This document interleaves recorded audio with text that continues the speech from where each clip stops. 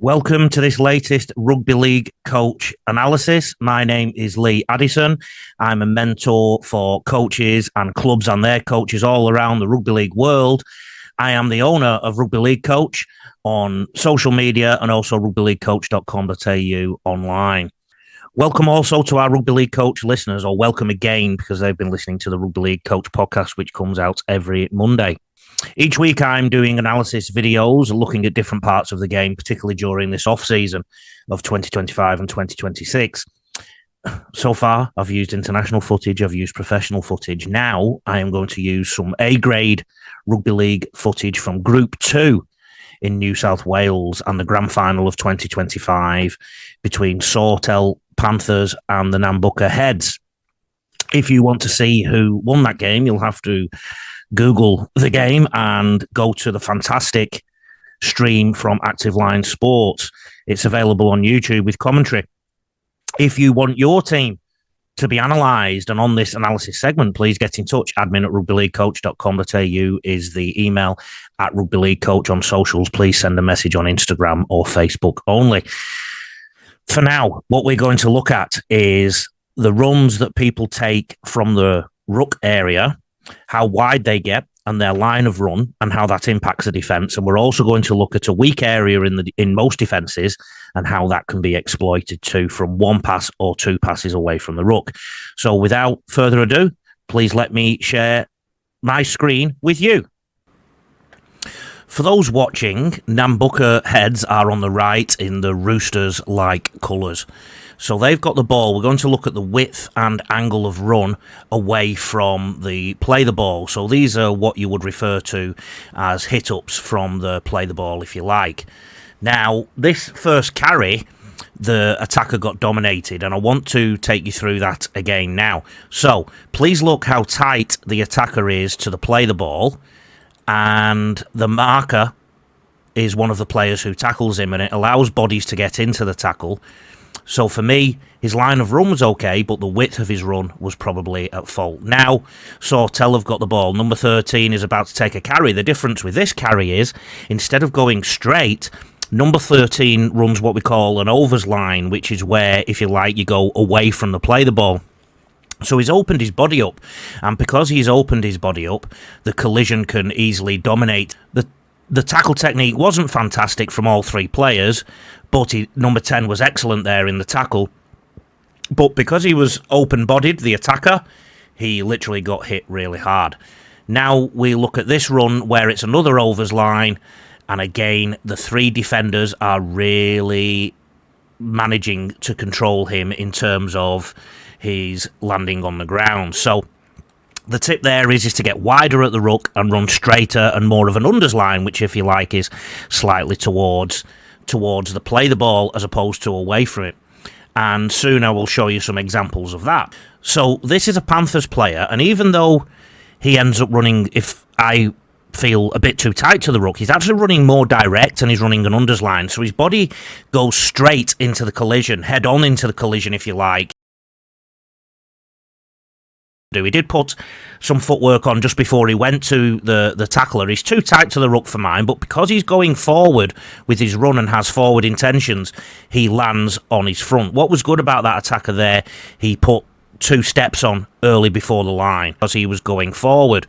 Number 12 for Nambucca Heads, again going direct, running an unders line. So even though he got turned on his back, he was going forward. Here's another Heads player, again running direct, running an unders line. These are better in terms of go forward.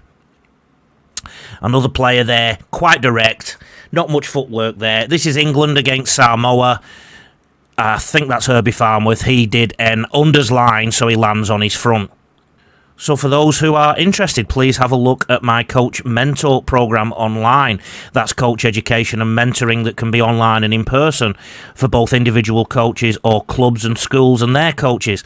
For a no obligation chat, please get in touch at Rugby League Coach or rugbyleaguecoach.com.au/coach mentor. In terms of results on this Coach Mentor program, 2026 is our 4th year. We've been doing the Coach Mentor program for just under half of the life of Rugby League Coach. We've had so far in the 3 years 8 grand final wins. 11 teams were competition runners up, and they never were before that. Trust me. 92% of our teams have finished in the top 4 of the competition. Every single team has improved, so it's a really good program if you want to improve your results.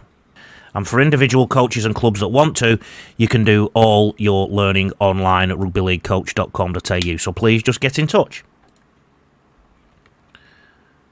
Back to the footage. And this time we're going 1 away from the ruck. So this is what we call in the game a +1. Basically a half.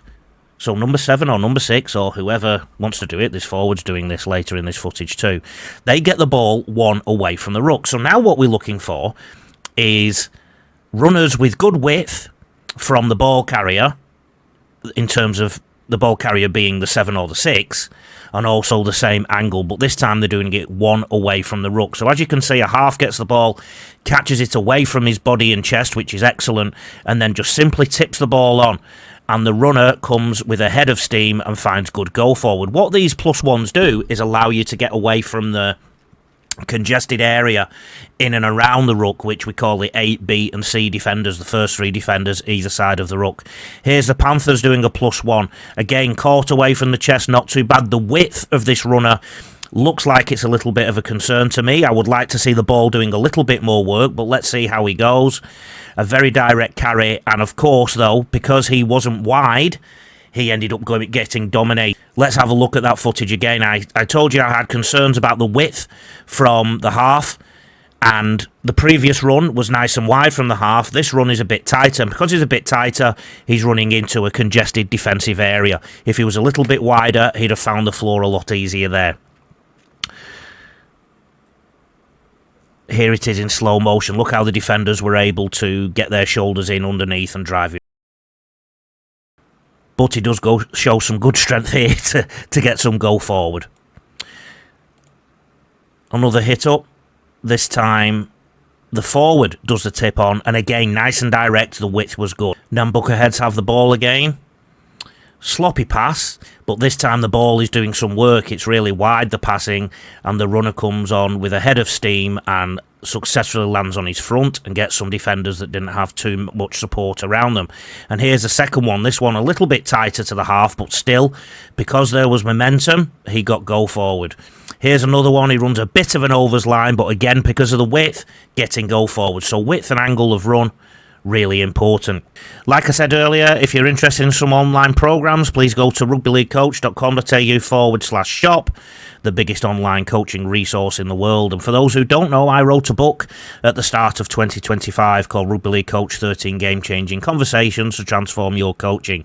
The foreword is by James Tedesco, and there's also words from Ronaldo Mulatalo, Noel Cleal, Matthew Elliott, the former Canberra, Penrith and Warriors coach. And it's a coaching manual, but not in the traditional sense. It's a very story-based book. It's very readable, and anybody who's interested in rugby league will be interested in that book. So please go to rugbyleaguecoach.com.au/shop and have a look.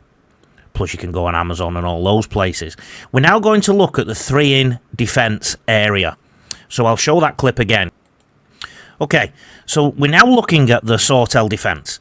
And this run from the Nambucca player targets defenders that are 2 and 3 in from the end. So what we refer to here is the amount of people that are inside the wing. Okay, so you can see, for those of you watching, that the left centre is there.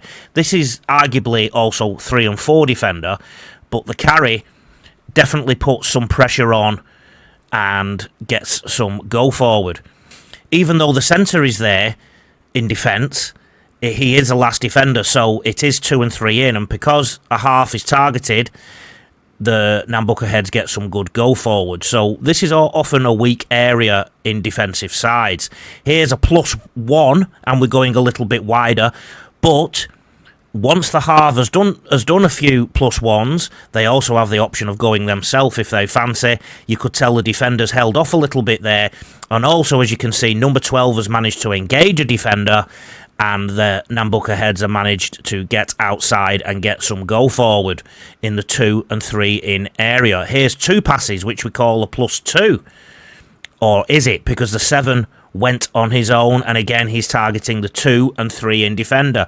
Everyone expected him to pass. Instead he ran, and the big thing I want you to look at here is how number 11 in defence turned his back, because this is a really difficult place for defenders to read what is going on. That's actually closer to 3 and 4 as well at times. So this can confuse defences, something chronic. Here's a +1 from number 30 from the Sawtell Roosters, and the Nambucca Heads defenders are sitting. So the defender on the right here with the pink boots, I think they are, is sat like he's going on a toilet. He's not moving anywhere laterally, and defenders have come out the line to deal with this runner who has come 2 and 3 in. And already we are seeing some disarray in the defensive line. Nambucca have the ball now. They pass the ball twice this time. This is a +2. Number 7 has the ball. He passes it again to the fullback, who targets the 2 and 3 in defender. So this is a very common place for teams to target, with either 1 pass or 2 pass shifts. Here's another successful run here. I want you to look at the defender who turns his back here. Have a look at the Heads defender. Number 2 turns his back to the play because he's marking a man. This is why it's so important to target this area to get some go forward. If you have room outside, you can pass outside if the defenders pinch in. So always plenty of options to exploit this area. 2 and 3 in the defensive line. Again, the grip, pass, catch and carry is really important. Keep it away from your chest and body. Get the ball wide and look up and find the defenders that have their hips turned in or space on the outside. I hope you enjoyed that analysis, and I hope that you understood how the width and angle of run can impact the success or otherwise of the oncoming player. Also, that weak area in all defences and how that can be exploited. Have a look at that in any game that you watch at NRL level, Super League level, A-grade level, junior level. It's a really big area that lots of teams try and exploit. Like I said, remember, if you want your team analysed, please get in touch, admin at rugbyleaguecoach.com.au or at Rugby League Coach on Instagram and Facebook if you want to send a message. But it's Rugby League Coach on all socials platforms apart from X, which used to be called Twitter, which is at RL Coach on the net. I'll see you next week with a Super League video.